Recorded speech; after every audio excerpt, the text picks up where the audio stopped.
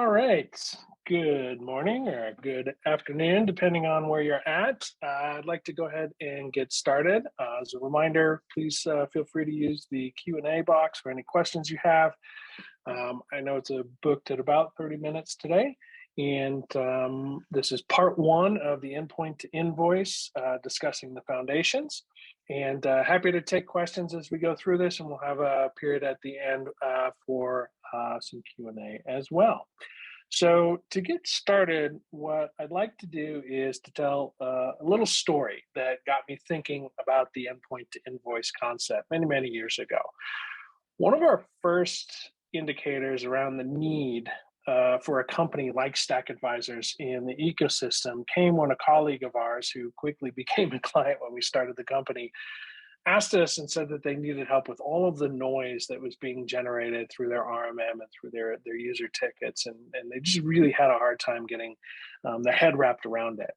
So we connected. Back then, we used LogMeIn and connected into their lab tech and their ConnectWise to really look at the settings and see how things were set up.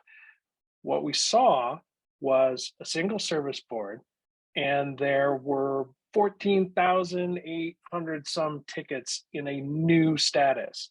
And when we looked at their RMM, there were almost 100,000 tickets in lab tech. Now, generally we would purge those, but what it did indicate to us is that there was an awful lot that they weren't paying attention to. So it started me thinking about what was in there. And if we were, say, to assume that a third of those tickets were even still valid out of that 14,000, they were for devices that even still existed and not just, perf monitor noises, that leaves about 4,900 tickets on the board. Now, if we take another third of those tickets out that had dates, say, within the last 30 days, that brings us to the number of 1,652 tickets. If we say 70% of those tickets were actually created by the monitoring software, we could remove another 1,416 of them, which would leave us with 236 potential user-submitted tickets, submitted directly by the user in the last 30 days, sitting in a new status. So that leaves 236 tickets in the mass of 14,000 tickets that probably needed some attention and were submitted by a user, not just monitoring software. And it's likely that one of those tickets belonged to the person that pays the bills. So while this might be a little bit of an extreme example and something that a lot of MSPs have gotten a better handle on, as I thought about this disaster and looked deeper into why it became a mess many, many years ago, what it did was it set in motion the endpoint to invoice concept. And I thought about how we as an MSP then had approached the day-to-day operations and how we leveraged the tools, and it allowed us to do more. I thought about how every MSP needs to be doing the same thing, using the tools and taking the data that they captured from the endpoint, either through monitoring or by user-submitted tickets, and manage the flow of that data through all of the tools that they use, from the RMM to the PSA, et cetera, all the way to be able to produce a solid invoice and have the right information, not just for the clients, but for the business to be able to operate. And at every step along that path, we can adapt with what the data is telling us. And even more importantly, and what we did at our MSP was automate around what was happening. As that data flowed through, the information it provided gave us key indicators as to what we could and couldn't automate. And so that's what I want to share as part of this series. And I'll talk about 4 areas that need to be focused on as part of the bigger picture. The foundations, which I'll talk about today, the tools in a couple weeks on February 16th, customizations on March 2nd, and conclude with the invoicing and some other bonus material on March 16th. So for those of you that don't know exactly what we do or work directly with your team, I want to establish a little history of the dedicated people that have helped evolve and matured this process of endpoint to invoice over the last 10 years. We started our MSP in 2002 and added ConnectWise into our mix of tools in 2005. And over the next 8 years, we've developed our skills as an MSP as the industry was really starting to evolve, ultimately growing to 65 employees before we sold in 2015. And during that time, we founded and started Stack Advisors in 2011 out of these skills that we had developed as ConnectWise power users, driven to help struggling MSPs overcome a lot of the obstacles that we had already faced as an MSP. And so that's me, that I had, Bill Stock, I'm CEO of Stack Advisors. And I've been lucky enough to lead this team as we've evolved over the years. We've always focused on automation as a foundation of our services. And we've grown into one of the premier resources for the ConnectWise suite of products, not just one tool, but many tools. And all these tools work together and should work together. And that's where our services fit. So today, our experts fill these gaps for IT service providers when they don't have the bandwidth or the expertise to really get the most out of their tools. And our team guides and performs optimization of these tools, customization of these tools, enabling process automation through that customization, consulting, and our ongoing management services. Our goal really is to enhance and help you get a return on the investment in these tools. And a lot of times that includes leveraging other things that we have, such as our MSP Toolshed SaaS offering that does automated machine deployment. And so by focusing on these tools and optimizing their use, again, our goal is to enable you as an MSP to be able to scale your business and using process automation and automation techniques along every step of the way. Now, when I talk about foundations for the endpoint to invoice process, I like to take a few minutes to talk about what the endpoint really is. Most of us technical people think about it as this, but the reality is it is this, the end user. The endpoint is not just the computer, it is the user and the person that is actually using that machine. So before you even provision a machine, document it, load the configuration into your system, your onboarding starts with the engagement with that person at the end and the experience they have.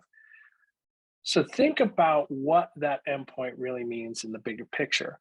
How the user, your interaction with that user, and the very first time that they engage with you can really set a tone for that engagement going forward. With provisioning or deployment or rollout, whatever term you use, this is the first time that you or your team touches a machine.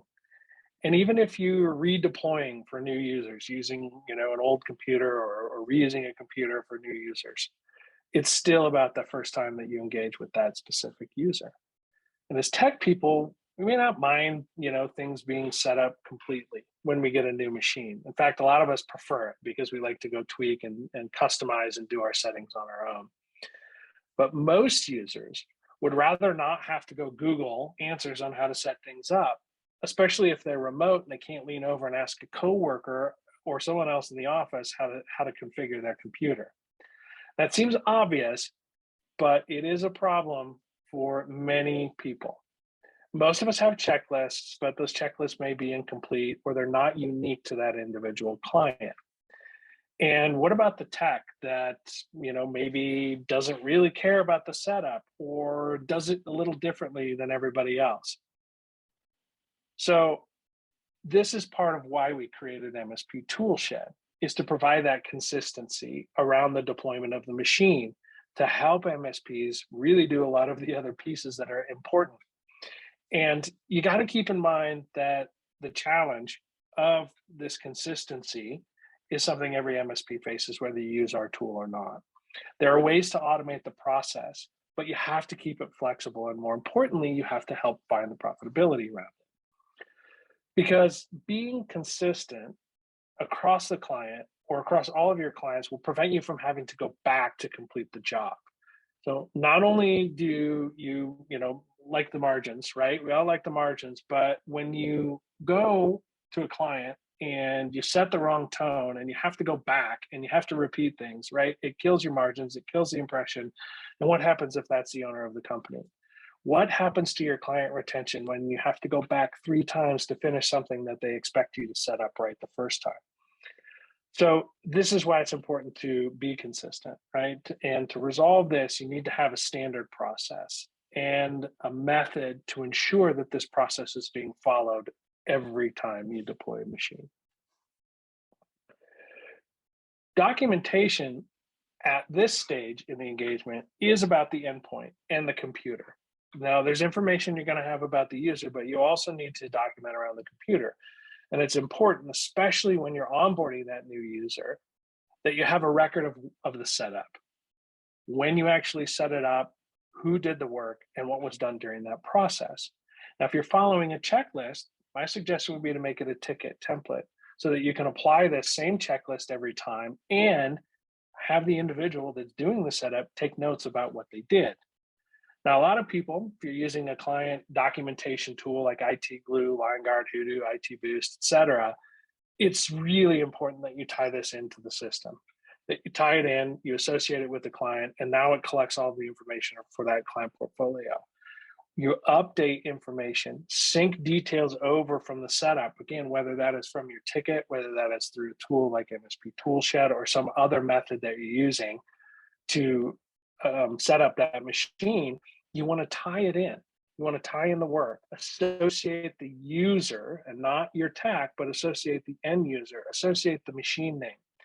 The reference point you now have, seems like a lot when it's up front, but much of this can be automated in each of the tools, and the information contained that you're capturing and that you're associating, not just with the machine, but the end user and the client, et cetera, will enable you to provide efficient services and future automation opportunities around it.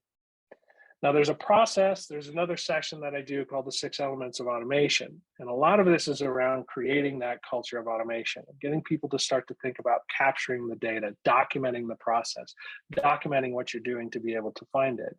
A lot of that starts right here. And this is absolutely something that I reference in those sessions. It is really important, again, that that ticket be associated with the deployment of each of the machines, especially if you're updating the tickets in real time and if the client has access to that information. So one of the things that we wanted to do in MSP Toolshed was create that real-time progress. And whatever tool you're using or whatever checklist you're doing, if you're updating as you go, not only can the client see it, but you can also then start to do really cool things like posting it in a Teams channel or using workflows to actually email the client saying, hey, your machine's in provision. Hey, your machine's set up. We now need to go find a time to deploy it. Or if they're remote, hey, your machine's being packed and shipped and you'll get a tracking number as soon as it's ready.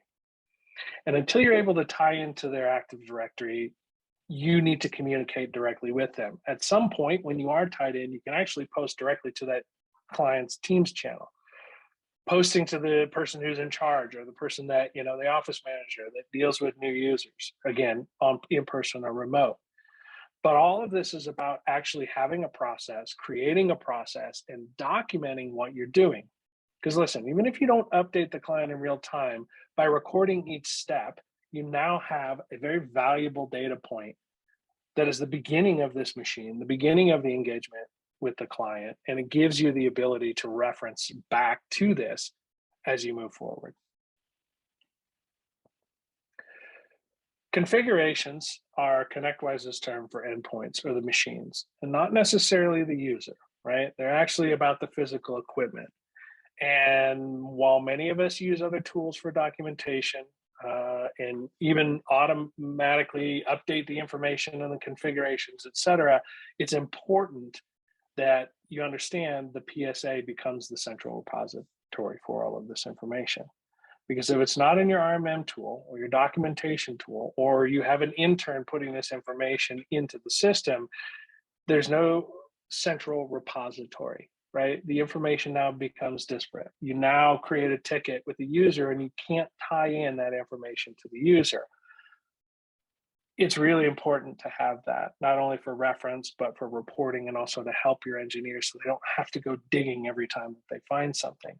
But it's also important to make sure that the data is kept accurate. Because if you're not syncing changes that happen to that machine and you're not updating the configurations and the documentation along the way, then you have no way of tracking the history of that system. So for example, if you're creating a ticket for a user, but you're not associating the configuration with that user may have a ton of problems that actually could be the machine itself. And being able to report on that and being able to look at how many tickets are not just associated with the user, because we've all had users that are high maintenance, but how many tickets are associated with the machine, especially if it's a machine that has been repurposed across individual people, gives you the ability to check and verify and understand if maybe there's an issue with the machine. It needs to be replaced. Maybe it's no longer supportable. Maybe it's out of warranty, or maybe it needs to have an extended warranty. If you're not tracking this information and tying it to the configurations, right, you're losing the valuable data that you can then leverage not only for, again, reporting, but also to be able to provide automation, right? Finding ways to automate around the system. So the real tie-in here is, again, that ability to report. And not just one system, but also groups of systems, or even all of the systems you support in the client, maybe even all of the systems you support across your user base. Because with that captured data, while it is specific and not necessarily user and not usability and maybe not even related to security, it gives you the ability to look forward. It gives you the ability to report and identify, whether it's through the QBR or whether it's through the amount of work that you spend on the client, that information becomes really valuable. And it sets the foundation, right, for everything that you do interacting with the client. Onboarding seems simple enough, right? Set up the machine, give the end user their username and password to log on, maybe put your sticker that says for help, email, support at your favorite MSP, etc. The reality is that a lot of times when you're fighting fires, you may not focus on this. When things are complicated, or you're rolling out a ton of machine, or you have other drama that you have to deal with, you're not spending the time with the client. What if you or your tech or your client success manager or the account manager could spend 5, 10, 15 minutes with the end user? That personal touch, walk them through the basics. Say, here's where your files are stored, right? Here's your email. Here's where you set your signature, etc. What if you could spend that 5 minutes extra with the client? Because a better foundation at the beginning of the first touch with that client establishes a rapport, establishes a connection, makes them understand where and how you can help them. And yeah, the consistency of machine setups using something like MSP Toolshed, the consistent documentation of that machine, as I've discussed, for current future support is all important. But starting with that personal engagement and having the time to do that is what's going to set you apart and make the end user, make that company realize that they've made the right choice. It's going to make them sticky. It's going to drive retention. It is that personal touch that separates MSPs these days. It is not the equipment. It is not the monitoring software. And that's why it's so important that that onboarding process is the first touch, the first opportunity that you get to engage with any client. So this, again, short, the first session, right? The first step to success along the endpoint to endpoint path is remembering that the endpoint isn't just the computer. And that through provisioning, consistently, documentation along the way about the system, what you've done, how you've set it up, pumping that information into the configuration data and the onboarding process. It's all about capturing the relevant data, the information that will allow you and your team to better and more efficiently service the client, which is going to lead to retention of clients, which is going to drive scalability and profit. And much of this can be automated already.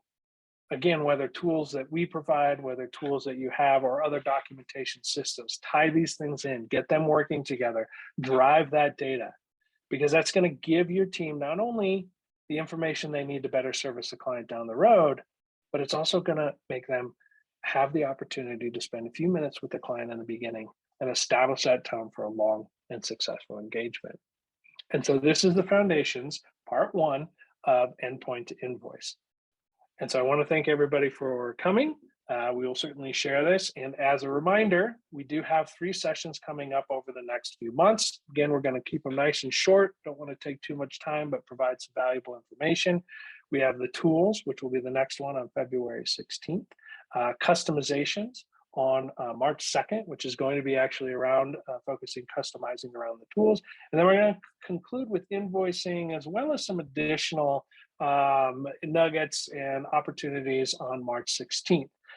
As a reminder, recording of this will be made available that you're happy, welcome to share with your team. And we want to get that out. Our intention is to get that out by Monday.